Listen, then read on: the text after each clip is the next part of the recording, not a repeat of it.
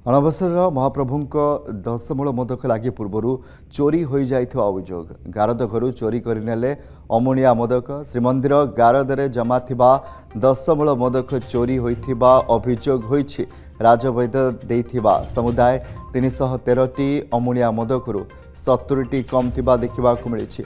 अनवसर एकादशी अर्थात गत 21 तारिख राति महाप्रभुଙ୍କ सर्वांग परे दशमूल मोदक लगी हेबार विधि थिबा बेले 70टी कम थिबा देखिबाकु मिलिथिला। तेबे मारा होई जाइथिबा मोदक को किभली महाप्रभु को समर्पित करागला एही अपराध पई कार्यानुष्ठान ग्रहण करने को श्रीमंदिर मुख्य प्रशासकों को चिठी लिखिंट बलभद्र बारग्राही हलधर दास महापात्र।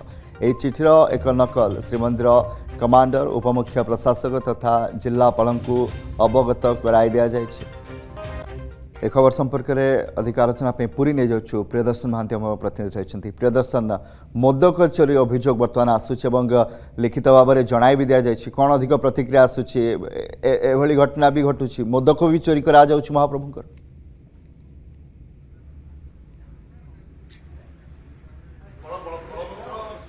निश्चित देखु 70 मूर्ति मोदक अर्थात यो दशमूल मोदक देखु लगी होता है महाप्रभुंर सुस्थता कि लागू होता है। अनवसर ये गुप्त सेवा हिसाब से लगी होता है महाप्रभु पाखरे चतुर्धामूर्ति पाखरे एवं एकादशी दिन ये लगी होता है। दशमी ठारू ये गारदरे जमा होता है गारदरे जमा होता है अर्थात सी गारद जिम्मे ही रही है। श्रीमंदिर प्रशासन जिम्मे रही है राजवैद्य मैंने जोगाई था किंतु निहाती पक्षरे ये जो कथाटी सामना को आसी बड़ भाई बलभद्रंकर अर्थात बलभद्र महाप्रभुंकर जी बाड़ग्राही अच्छा हलधर दास महापात्र सी जो संगीन अभियोगटी कर चिठी मध्यम तादू 70 मूर्ति दशमूल मोदक कम थिला से मोदक कम थिला 70 मूर्ति अर्थात 313टी जिते गारदरे जिमा दि जाइथिला तादू 70टी कम रहिला अर्थात कोठी ना कोठी ताहाकू किए चोरी करी नैछि एवं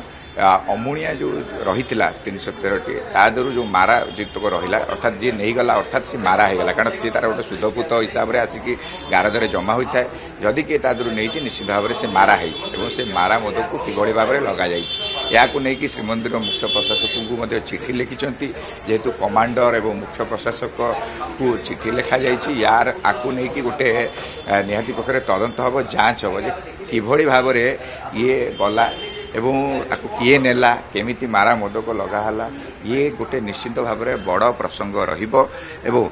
हलधर दास मात्र आम सहित किसी समय भितर जोड़ी हेबे सहित सीधासल भाव में आलोचना करवा जे कौन रही पूरा घटना बा प्रकृत घटना कहीं ये हूँ दशमूल मोदक महाप्रभु पाखे लगी हम शुद्धपुत भाव में लगी हम राजवैद्य को प्रस्तुत करेंगे अनवसर एकादशी तिथि ये लागू हम यार गोटे स्वतंत्र परंपरा रही रीति रही निहाती पक्षे कौटि ना कौटि यहाँ संपूर्ण भाव में शुद्धपुत भाव में यहाँ महाप्रभु पाखे लागू होबार व्यवस्था रही जो जो वैद्य मान जो 7 जन वैद्य देते गारदरे से जमा करते गोटे सूचना दि जाए गोटे लिस्ट दि जाए गारद जमा करके गोटे प्रूफ नहीं कौटि ना कौटि ये गारद भितरू या चोरी करवा ये निहाती पक्षरे कौटि ना कौटि गोटे जगन्नाथ प्रेमी प्रति निहाती कौटि ना कौटि गोटे धक्का और निश्चित भाव में असंतोष कौटि ना कौटि रही निहाती पक्षरे जे हलधर दास महापात्र रही बाड़ग्राही से सामान भाव में निहाती पक्षरे कौटि ना कौटि खबर रही से चिठी कर दृढ़ दृढ़ कार्यानुष्ठान दाबी कर किभली भाव में श्रीमंदिर मुख्य प्रशासक को पाखे ये पहुंचबार अच्छी आम हलधर दास महापात्र को प्रतिक्रिया ना चेष्टा करवा रखुंट बर्तमान बाईस तारिख में चिठी लिखिं श्रीमंदिर प्रशासन को बर्तमान सुधा किसी आसला कि आपको पाखक तथ्य जे कौन एक्शन नाई किसी नाई आसब किए नहीं थे पर भाबुछन कारण आपन दैत्य मु एते कथा एगुडा को मु प्रशासन को देई देई से लेखिकी तेमे कमांडर को पचाइबो कौन करबो से अलग कथा ना एबे जो सीसीटीवी से जगह रे अछि से कार्यकारी अछि तो कार्यक्षम थिबो कौन होइतब से का आपन दाबी रखिछन कि सीसीटीवी बर्तन जांच करा जाऊ बोली नाही मु दाबी रखि मु तांको जणै देछि सी कहले कम अच्छी जिनस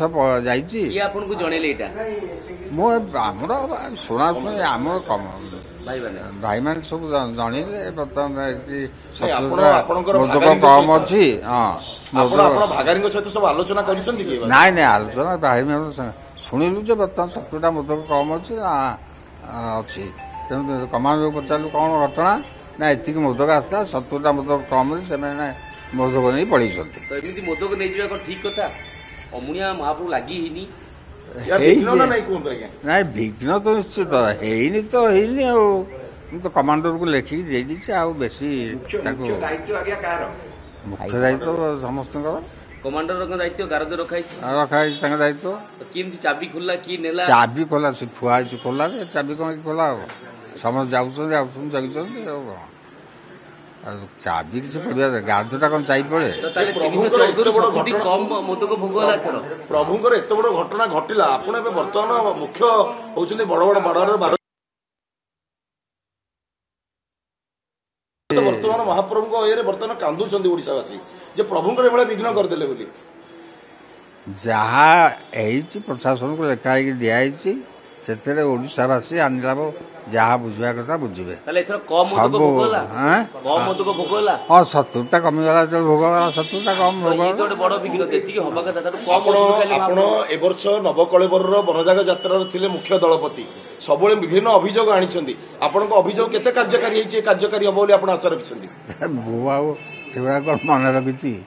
ଆପଣ ବ୍ରହ୍ମ ବିଭ୍ରାଟ ଇସ୍ୟୁ ମଧ୍ୟ ଆପଣ ଆଣିଥିଲେ ଅଭିଯୋଗ ଯାହା ସାମ୍ନାରେ ପଡ଼ିଯାଉଛି ତାହା ଚାଲିଛି ଆଉ ସେଟା ମନେ କରି ରହୁଛି ନା କ'ଣ କରିହବ? ଯାହା ସାଙ୍ଗେ ସାଙ୍ଗେ ପ୍ରଶାସନକୁ ଜଣେଇ ଦଉଛୁ ପ୍ରଶାସନ ଯାହା କଣ ଉତ୍ତର ନଦେଲେ କିଛି ଆପଣଙ୍କର ସେ ପ୍ରତି ଭୃକ୍ଷେପ ଆଉ କ'ଣ ହବ? କ'ଣ ଅଛି କ'ଣ ଖାଲି ଅଭିଯୋଗ କରୁଛନ୍ତି? ସବୁ ଗୋଲମାଲ ହଉଛି ବାହାର ଲୋକ ତ ତା ଭିତରେ କେହି ପଶି ନଥିବେ ଆପଣଙ୍କର ତ ସେଇ ଭାଇମାନେ କ'ଣ କରିଥିବେ? ସଦାବେଳେ ଆମେ ଅଭିଯୋଗ କରୁଛୁ।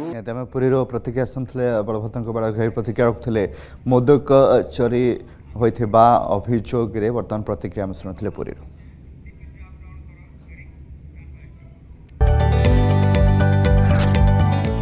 जदि आपंक आम भिडी भल लगा तेब आम चैनल को लाइक शेयर और सब्सक्राइब करने को जमा भी भूलु नहीं।